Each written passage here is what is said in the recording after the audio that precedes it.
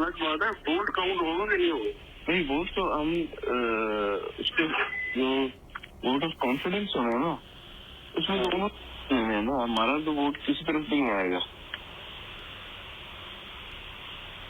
उन्होंने 186 पूरे करने हैं ना, नहीं 173 पूरे करना लास्ट असेंबली में। तो पार्लियामानी पार्टी उनके पास है, अभी पार्लियामानी लीडर तो मौनिस भाई है, लेकिन उनके पास 3 है और हम 2 हैं लास्ट असेंबली में।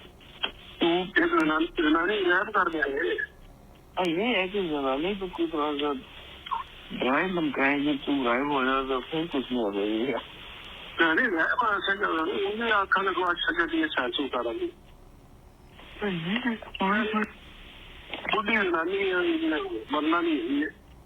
मॉनिस भाई की मैं देता हूँ जनानी को वोकेशन मिलते। मॉनिस भाई को आइडिया देता हूँ। हाँ, जनानी को गायब करने का 10 मिनट लग जाए उसको गायब रखना।